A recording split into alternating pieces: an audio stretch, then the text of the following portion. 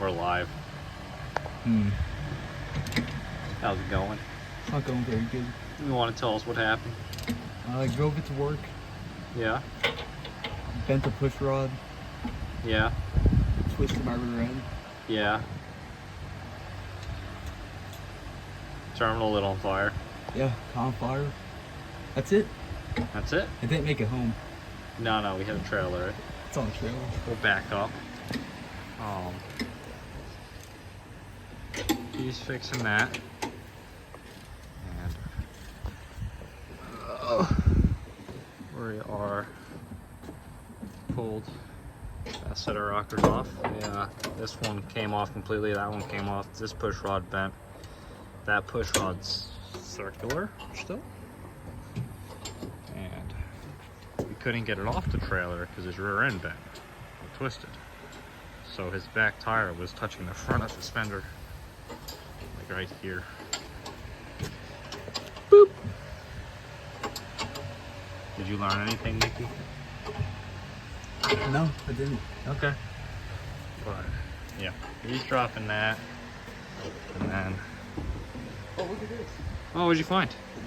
It broke my bolt off my shock mount. What? Yeah. Here.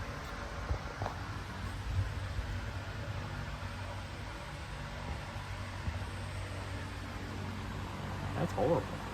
I can't see it. That must be horrible.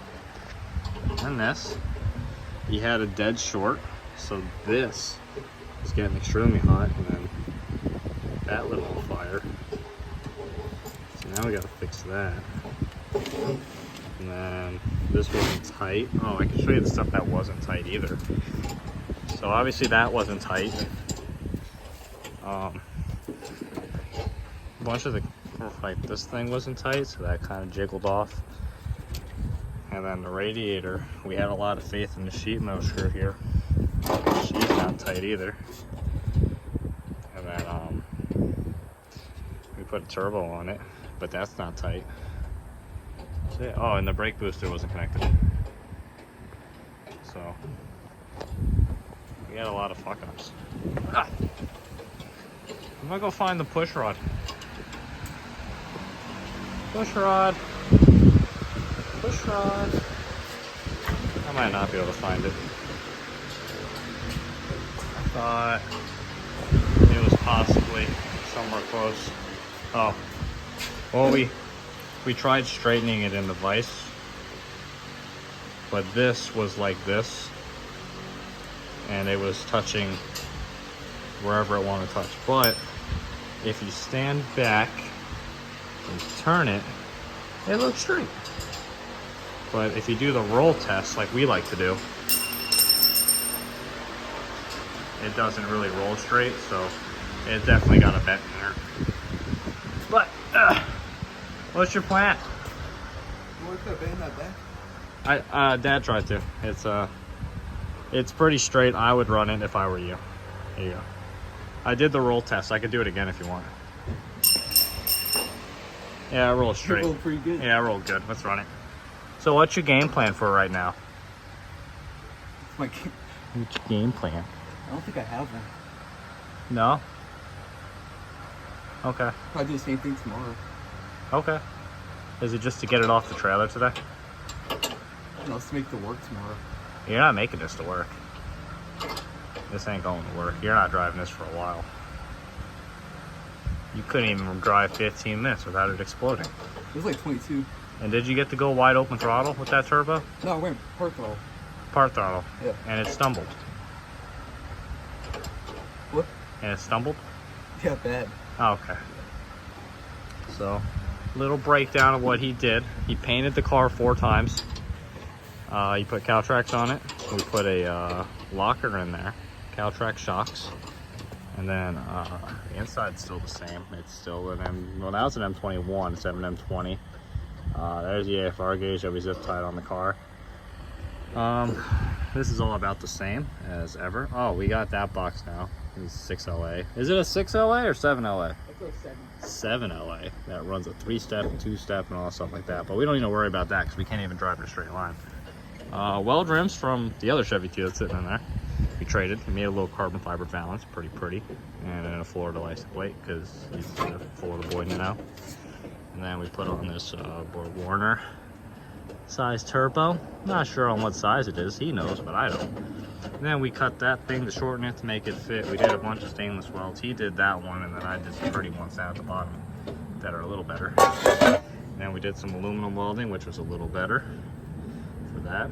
Precision turbo, precision wastegate. This all came off of an airboat, and then we just fabricated it to fit on this thing. Same 350, single plane intake. Built the carburetor to run boost, but basically drilled a bunch of holes in it and then put a power valve that fits, and then hope to God that it worked. Distributor that's supposed to be a vacuum advance, but we just decided not to plug in the vacuum advance so it fits. What else did you do? What'd you get? A good chunk of this. Anything new in here besides the turbo and? Oh, and then piston. Oh yeah, and then you had a piece of slag go through the motor immediately, right? Oh yeah, started up. Yep. He started it, piece of slag got sucked through one of the tubes, I guess, and then popped the hole through. Well, not really popped the hole, but fucked up that piston, but we emery clothed it and then put the head back on it with some Flex Seal. And that was about it, right? And we put new oil in it. That's where it got us. We put new oil. Yeah, messed up. We shouldn't put new oil in these. But, oh, you got QA1 shocks now that are not good for racing. Not good. They make it look cool when it's lowered. And yeah. Oh, you tinted the windows. Yeah. Yeah.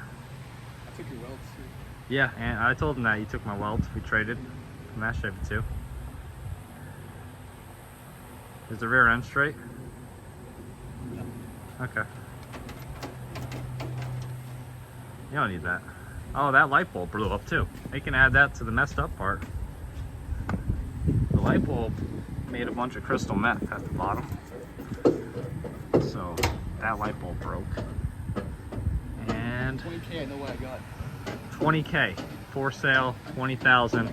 We will deliver in the lower 48. What if someone gives you an offer for 20K? Huh? What if you get offered 20K? Would you take it?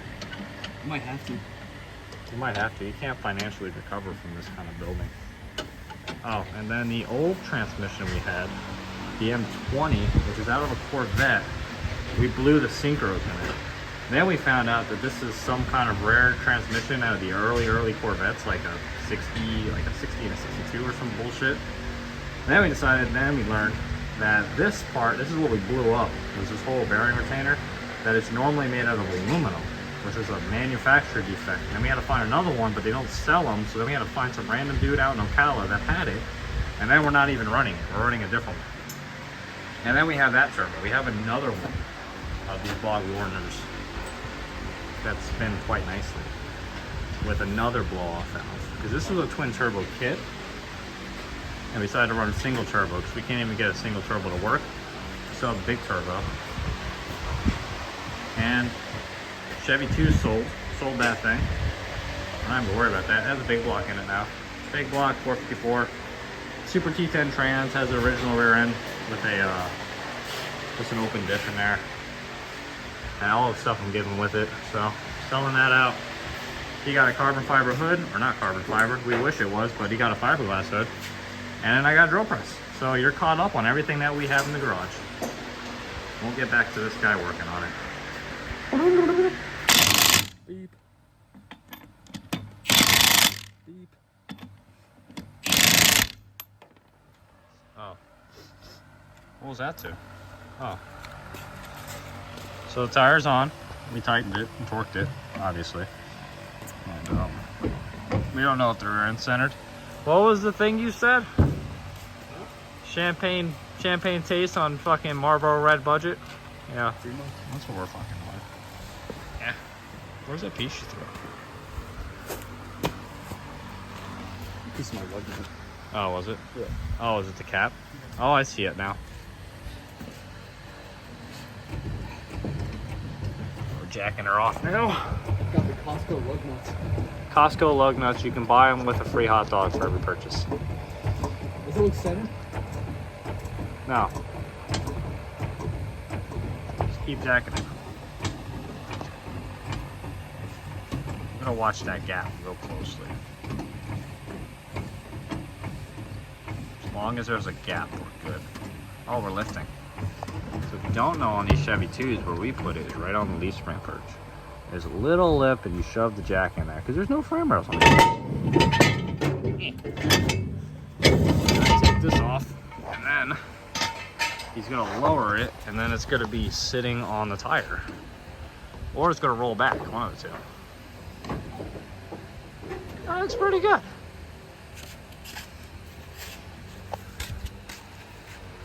Is it touching?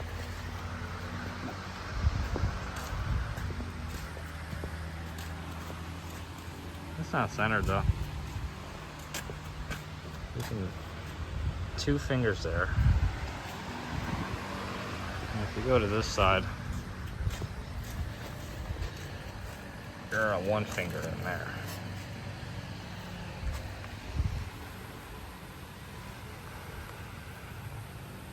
Does it touch the lip? That's how it's made.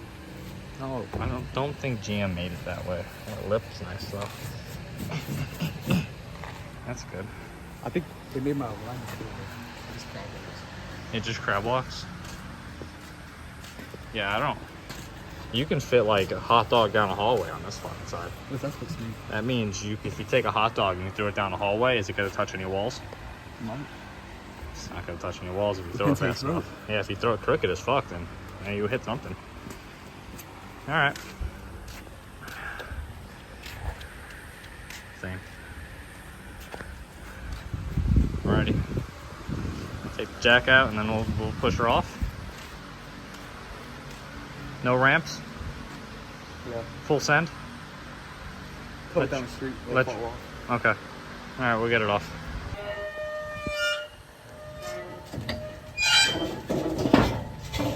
Good.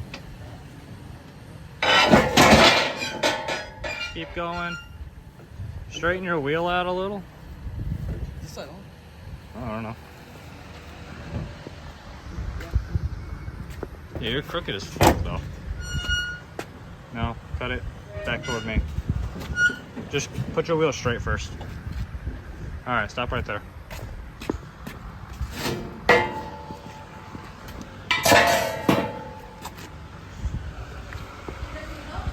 Oh, we're getting it off. Cut your wheel toward me a little. Alright, come back slow.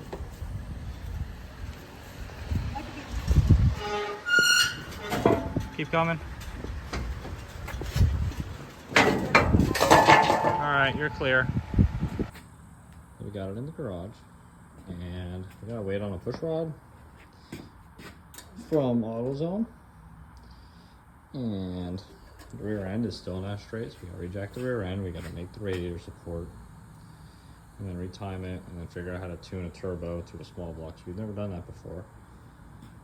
And yeah, that'll be about it. So stay tuned. I'm gonna go get a beer. Of course, the Camaro is not broken. So first time for everything. But talk to you later.